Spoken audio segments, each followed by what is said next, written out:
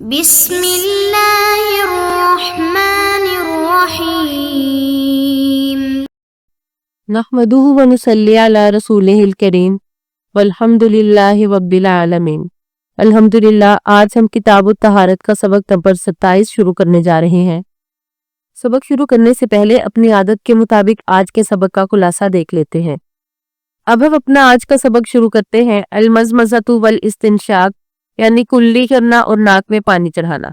وبه قال اخبرنا سوید بن نصر قال انبانا عبد الله عن معمر عن زهري عن عطاء بن يزيد الليثي عن عمران بن ابانا قال رأيت عثمان بن عفان رضي الله عنه توضأ فأفرغ على يديه ثلاثا فغسلهما ثم تمزمز واستنشق ثم غسل وجهه ثلاثا ثم غسل يديه اليمنى إلى المرفق ثلاثا ثم اليسرى مثل ذلك ثم مسح برأسه ثم غسل قدمه اليمنى ثلاثا ثم اليسرى مثل ذلك ثم قال رأيت رسول الله صلى الله عليه وسلم توضأ نحو وضوئي ثم قال من توضأ نحو وضوئي هذا ثم صلى ركعتين لا يحدث نفسه فيهما بشيء غفر له ما تقدم من ذنبه۔ حضرت عمران بن ابان سے روایت ہے کہ میں نے حضرت عثمان بن عفان رضی اللہ عنہ کو دیکھا، آپ نے وضو کیا اور اپنے ہاتھوں پر 3 دفعہ پانی ڈالا، انہیں دھویا، پھر آپ نے کلی کی اور ناک میں پانی چڑھایا، پھر اپنا چہرہ 3 مرتبہ دھویا، پھر اپنا دایاں بازو کوہنی تک 3 دفعہ دھویا، پھر بایاں بازو بھی اسی طرح دھویا، پھر اپنے سر کا مسح کیا، پھر اپنا دایاں پاؤں 3 دفعہ دھویا، پھر بایاں پاؤں بھی اسی طرح دھویا، پھر کہنے لگے میں نے اللہ کے رسول صلی اللہ علیہ وسلم کو دیکھا، آپ نے میرے وضو کی طرح وضو کیا۔ پھر آپ نے فرمایا جو شخص میرے اس وضو کی طرح وضو کرے پھر 2 رکعتیں اس طرح ادا کرے کہ اپنے دل میں کوئی بات نہ کرے، اس کی گزشتہ سب گناہ معاف کر دیے جاتے ہیں۔ اب ہم سب سے پہلے اس حدیث مبارک کے راویوں کے بارے میں مختصر سا جان لیتے ہیں۔ اس حدیث مبارک کے پہلے راوی سوید ہیں، ان کا تذکرہ ہو چکا، دوسرے عبداللہ بن مبارک، ان کا تذکرہ بھی ہو چکا، تیسرے معمر، ان کا ذکر بھی ہم نے کر لیا، اور چوتھے محمد بن شہاب، ان کا ذکر بھی ہو چکا، اور 5ویں عطاء بن یزید، ان کا ذکر بھی پہلے ہو چکا۔ حدیث مبارک کے 6 راوی عمران ہیں اور یہ بھی ثقہ راوی ہے۔ ابن حبان رحمہ اللہ نے انہیں ثقہ راویوں میں شمار کیا۔ حدیث مبارک کے 7ویں راوی امیر المؤمنین حضرت عثمان بن عفان رضی اللہ عنہ ہیں۔ آپ کی کنیت بعض نے کہا کہ ابو عمر اور ابو عبداللہ اور ابو لیلہ بھی آپ کو کہا جاتا تھا۔ آپ کا لقب ذو النورین تھا، یعنی 2 نوروں والا، کیونکہ رسول اللہ صلی اللہ علیہ وسلم کی 2 صاحبزادیاں یک کے بعد دیگرے آپ کے نکاح میں آئیں۔ آپ کا شمار ان خوش نصیب لوگوں میں ہوتا ہے جنہوں نے دونوں ہجرتوں میں سے حصہ پایا، یعنی حبشہ کی طرف بھی آپ نے ہجرت کی اور مدینہ میں بھی۔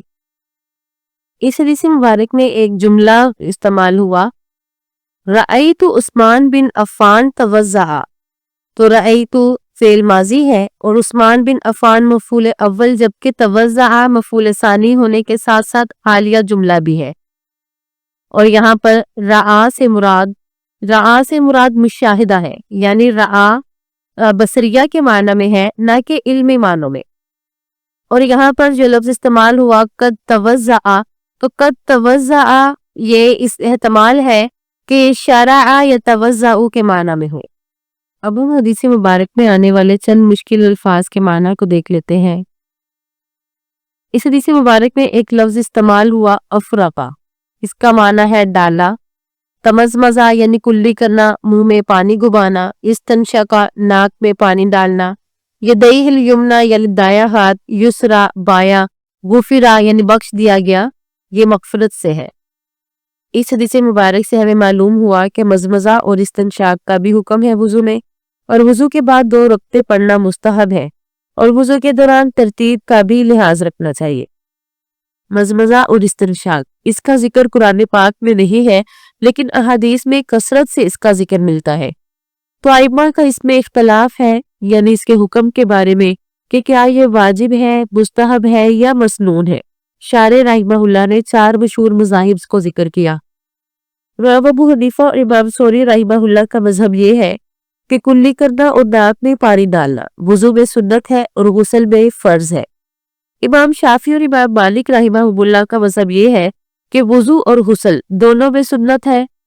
امام احمد کی ایک روایت یہ ہے کہ استنشاق تو واجب ہے لیکن کلی کرنا یعنی مزمزہ واجب نہیں ہے، اور اسحاق رحمہ اللہ کا مسلک یہ ہے کہ وضو اور غسل دونوں میں کلی کرنا اور ناک میں پانی ڈالنا واجب ہے۔ اب ہم بڑھتے ہیں اپنے اگلے باب کی طرف۔ بِأَجِّ الْيَدَيْنِ يَتَمَزْمَزُ یعنی کس ہاتھ سے کلی کی جائے۔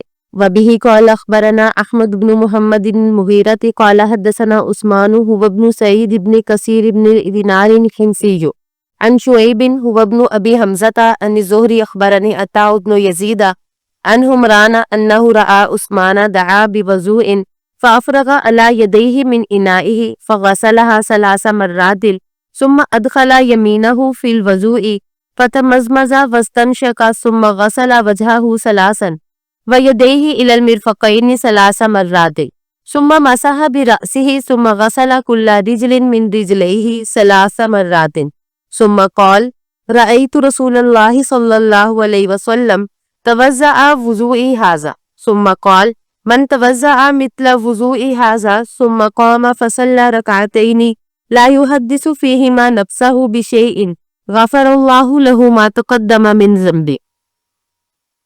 حمران سے روایت ہے کہ انہوں نے حضرت عثمان رضی اللہ عنہ کو دیکھا، آپ نے پانی منگوایا اور برتن سے اپنے دونوں ہاتھوں پر پانی ڈالا اور انہیں 3 دفعہ دھویا، پھر اپنا دایاں ہاتھ پانی میں داخل کیا اور کلی کی اور ناک میں پانی چڑھایا، پھر اپنا چہرہ 3 دفعہ دھویا اور اپنے دونوں بازوؤں کو کوہنیوں تک 3 مرتبہ دھویا، پھر اپنے سر کا مسح کیا، پھر دونوں پاؤں 3 دفعہ دھوئے۔